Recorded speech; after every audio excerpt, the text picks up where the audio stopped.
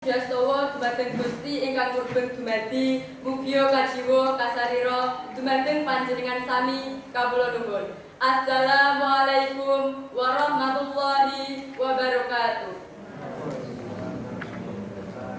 Para sesepuh, pini sepuh ingkang kula hormati, mliginipun dumateng para dewan juri ingkang kula hormati, dumateng para dwija basa Jawi ingkang kula hormati, saha para rawuh ingkang tansah sinudarsana.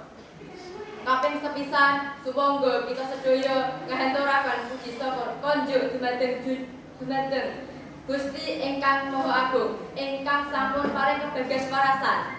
Awit saking menika kita sedaya saged makempal ing papan punika wonten ing adicara Aben trampil pidato basa Jawi kangge mengeti Festival Tunas Basa Ibu 2023. Kaping kalihipun sumangga kita sedaya menunjukkan sholawat dan salam dumateng junjungan kita Nabi Agung Muhammad sallallahu alaihi wasallam ingkang insyaallah paring syafaat benjang wonten ing yaumul qiyamah. Amin ya rabbal alamin.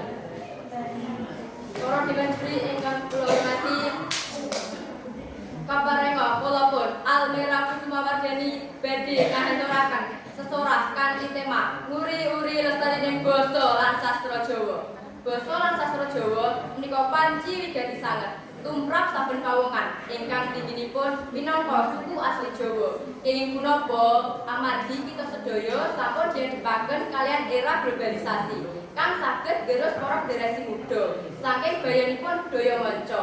Budaya manca menika panci sae menawi dados studi banding kalian budaya kita, budaya Jawi minangka budaya asli Indonesia. Menawi kita ananging kita sedaya generasi muda kedah nguri basa lan sastra Jawa supados generasi muda samenika tansah tresnani basanipun piyambak lan sastra Jawanipun piyambak.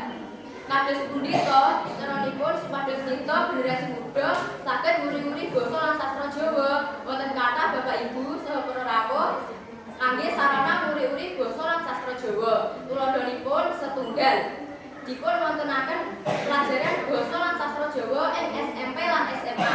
Kalih dipun wontenaken ekstrakurikuler wajib kangge siswa putri awujud tari tradisional Jawa ing SMP lan SMA.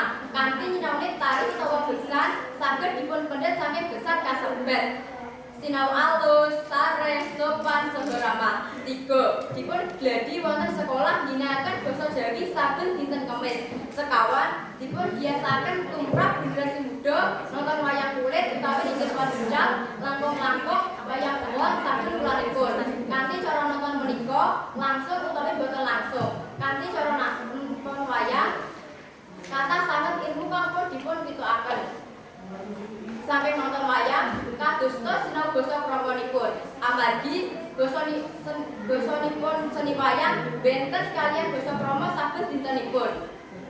Seni karawitanipun, seni swara sinderipun, seni pertunjukanipun. Menawi saged nonton kanthi runtut, boten kalah kok kaliyan asyikipun nonton bioskop, saged dipun wastani nonton bioskop tradisional. Gangsal ingkang paling jati menika wonten ing lingkungan kaluwarga. Saben kaluwarga saged biasaken gladi kangge basa Jawa krama.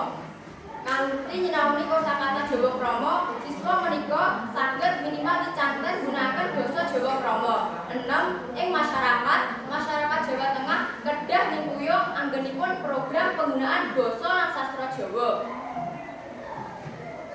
Kanthi cara ningali wayang sareng kados saged nonton bioskop ing saben wulanipun ing alun-alun kusta. Para rawuh ingkang sabu kinurmatan, menawi kita sedaya nyawiji gladi para muda nguri-uri basa lan sastra Jawa kanthi cara inggil, insyaallah budaya kita taksih kauri-uri. Sarujuk Bapak Ibu saha para rawuh.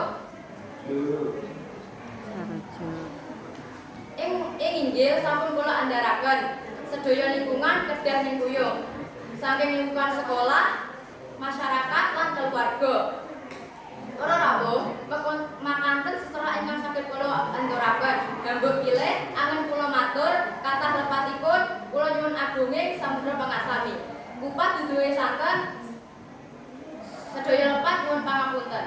Ananging saderengipun kula tutup kaparenga kula badhe nembang Sekar Macapat Bojo. Ngilmu iku